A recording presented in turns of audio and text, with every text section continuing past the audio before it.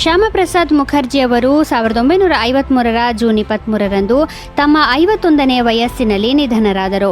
ಅವರು ಪ್ರಮುಖ ಭಾರತೀಯ ರಾಜಕಾರಣಿ, ಶಿಕ್ಷಣ ತಜ್ಞ ಮತ್ತು ಭಾರತೀಯ ಜನಸಂಘದ ಸ್ಥಾಪಕರಾಗಿದ್ದರು.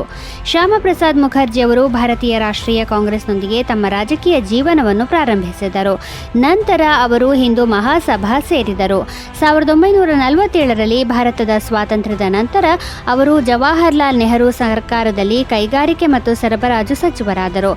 ಆದರೆ ನೆಹರು ಲಿಯಾಖತ್ ಒಪ್ಪಂದದಿಂದ ಅತೃಪ್ತರಾಗಿ 1950ರಲ್ಲಿ ಸಚಿವ ಸ್ಥಾನಕ್ಕೆ ರಾಜೀನಾಮೆ ನೀಡಿದರು. ನಂತರ 1951ರಲ್ಲಿ ಅವರು ಭಾರತೀಯ ಜನಸಂಘವನ್ನು ಸ್ಥಾಪಿಸಿದರು. ಅದರ ಉದ್ದೇಶವು ಭಾರತೀಯ ಸಂಸ್ಕೃತಿ ಮತ್ತು ರಾಷ್ಟ್ರೀಯತೆಯ ತತ್ವಗಳ ಆಧಾರದ ಮೇಲೆ ರಾಜಕೀಯ ಮಾಡುವುದಾಗಿತ್ತು.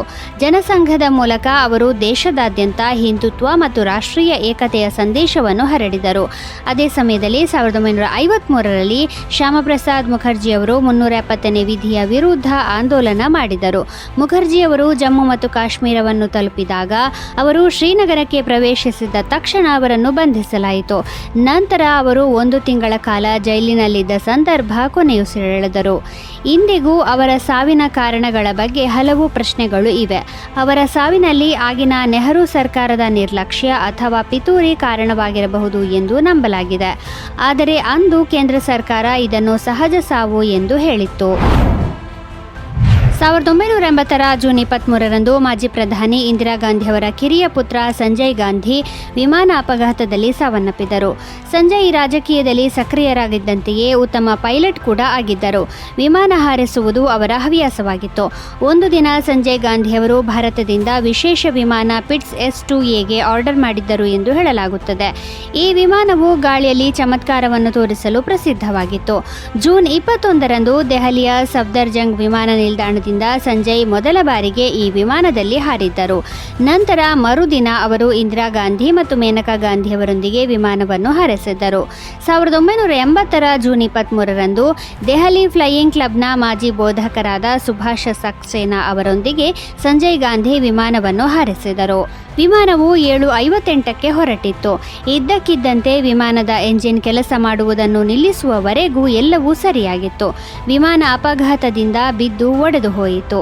ಈ ಘಟನೆಯ ನಂತರ ಸಂಜಯ್ ಗಾಂಧಿ ಮತ್ತು ಸುಭಾಷ್ ಸಕ್ಸೇನಾ ಅವರನ್ನು ತಕ್ಷಣವೇ ಆಸ್ಪತ್ರೆಗೆ ಕರೆದೊಯ್ಯಲಾಯಿತು. ಅಲ್ಲಿ ಇಬ್ಬರೂ ಸಾವನ್ನಪ್ಪಿದ್ದಾರೆ ಎಂದು ಘೋಷಿಸಲಾಯಿತು. 1985ರ ಜೂನ್ 23ರಂದು ಏರ್ ಇಂಡಿಯಾ ವಿಮಾನ ಕನಿಷ್ಕಾ ಮೇಲೆ ಭಯೋತ್ಪಾದಕ ದಾಳಿ ನಡೆಯಿತು. ಈ ಘಟನೆಯನ್ನು ಕನಿಷ್ಕಾ ಬಾಂಬಿಂಗ್ ಎಂದು ಕರೆಯುತ್ತಾರೆ. ಈ ವಿಮಾನ ಟೊರೊಂಟೊದಿಂದ ಹೊರಟು ಮುಂಬೈಗೆ ಬರುತ್ತಿತ್ತು. ದಾರಿಯಲ್ಲಿ 3 ಸ್ಥಳಗಳಲ್ಲಿ ವಿಮಾನ ನಿಲ್ಲಬೇಕಾಗಿತ್ತು: ಮಾಂಟ್ರಿಯಲ್, ಲಂಡನ್ ಮತ್ತು ದೆಹಲಿ. ಮಾಂಟ್ರಿಯಲ್ನಲ್ಲಿ ಮೊದಲ ನಿಲ್ದಾಣದಲ್ಲಿ ನಿಲ್ಲಿಸಿದ ನಂತರ ವಿಮಾನವು ಲಂಡನ್ಗೆ ಟೇಕ್ ಆಫ್ ಆದ ತಕ್ಷಣ 45 ನಿಮಿಷಗಳಲ್ಲಿ ವಿಮಾನದಲ್ಲಿ ಭಾರೀ ಸ್ಫೋಟ ಸಂಭವಿಸಿತು. ವಿಮಾನದ ಕೆಳಗೆ ಅಟ್ಲಾಂಟಿಕ್ ಸಾಗರವಿತ್ತು. ಉರಿಯುತ್ತಿದ್ದ ವಿಮಾನವು ನೇರವಾಗಿ ಸಾಗರಕ್ಕೆ ಬಿದ್ದಿತು. ಈ ಅಪಘಾತದಲ್ಲಿ ವಿಮಾನದಲ್ಲಿದ್ದ ಎಲ್ಲ 329 ಜನರು ಸಾವನ್ನಪ್ಪಿದ್ದರು. ಆದರೆ ಸಮುದ್ರದಿಂದ 132 ಮಂದಿಯ ಶವಗಳನ್ನು ಮಾತ್ರ ಹೊರತೆಗೆಯಲು ಸಾಧ್ಯವಾಗಿತ್ತು. ಈ ಅಪಘಾತದಲ್ಲಿ ಸಾವನ್ನಪ್ಪಿದ್ದ ಒಟ್ಟು 329 ಜನರಲ್ಲಿ 268 ಕೆನಡಾ, 27 ಇಂಗ್ಲೆಂಡ್, 10 ಅಮೆರಿಕ ಮತ್ತು 2 ಭಾರತದ ನಾಗರಿಕರು ಇದ್ದರು ಎಂದು ಹೇಳಲಾಗಿದೆ. ವಿಮಾನದಲ್ಲಿದ್ದ ಎಲ್ಲ 22 ಭಾರತೀಯ ಸಿಬ್ಬಂದಿಯೂ ಸಾವನ್ನಪ್ಪಿದ್ದರು. ಈ ಹತ್ಯಾಕಾಂಡದ ಬಗ್ಗೆ ತನಿಖೆ ನಡೆಸಿದಾಗ ಸ್ಫೋಟಕಗಳನ್ನು ತುಂಬಿದ್ದ ಚೀಲವೊಂದನ್ನು ಪ್ರಯಾಣಿಕರೊಬ್ಬರು ಮೊದಲೇ ವಿಮಾನದಲ್ಲಿ ಇಟ್ಟಿದ್ದು ಕಂಡುಬಂದಿದೆ. ಆದರೆ ಆ ಪ್ರಯಾಣಿಕರು ವಿಮಾನವನ್ನು ಹತ್ತಲಿಲ್ಲ. ಈ ದಾಳಿಯ ಹೊಣೆಯನ್ನು ಬಬ್ಬರ್ ಖಾಲ್ಸಾ ಎಂಬ ಭಯೋತ್ಪಾದಕ ಸಂಘಟನೆಯ ಮೇಲೆ ತನಿಖಾ ಸಂಸ್ಥೆಗಳು ಹೊರಿಸಿದ್ದವು. ಆಪರೇಷನ್ ಬ್ಲೂ ಸ್ಟಾರ್ನ ಸೇಡು ತೀರಿಸಿಕೊಳ್ಳಲು ಈ ವಿಮಾನ ದಾಳಿ ನಡೆಸಲಾಗಿತ್ತು ಎಂದು ನಂಬಲಾಗಿದೆ. ವಾಸ್ತವವಾಗಿ 1984ರಲ್ಲಿ ಅಂದಿನ ಪ್ರಧಾನಿ ಇಂದಿರಾ ಗಾಂಧಿಯವರ ಆದೇಶವನ್ನು ಅನುಸರಿಸಿ ಭಾರತೀಯ ಸೇನೆಯು ಅಮೃತಸರದಲ್ಲಿ ಪ್ರತ್ಯೇಕತಾವಾದಿ ಜರ್ನೈಲ್ ಸಿಂಗ್ ಭಿಂದ್ರನ್ವಾಲೆಯನ್ನು ಕೊಂದಿತ್ತು. ಈ ಕಾರ್ಯಾಚರಣೆಯು ಅಂದಿನ ಪ್ರಧಾನಮಂತ್ರಿ ಇಂದಿರಾ ಗಾಂಧಿಯವರ ವಿರುದ್ಧ ಪ್ರತ್ಯೇಕತಾವಾದದ ಬೆಂಬಲಿಗರನ್ನು ಕೆರಳಿಸಿತು. ನಂತರ ಅವರು ಅದೇ ವರ್ಷದಲ್ಲಿ ಅವರ 2 ಸಿಖ್ ಅಂಗರಕ್ಷಕರಿಂದ ಹತ್ಯೆಗೀಡಾಗಿದ್ದರು.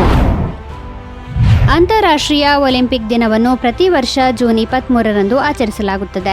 ಕ್ರೀಡೆಯ ಬಗ್ಗೆ ಜನರಲ್ಲಿ ಜಾಗೃತಿ ಮೂಡಿಸುವುದು ಮತ್ತು ಒಲಿಂಪಿಕ್ ಮೌಲ್ಯಗಳನ್ನು ಪ್ರೋತ್ಸಾಹಿಸುವುದು ಈ ದಿನದ ಉದ್ದೇಶವಾಗಿದೆ.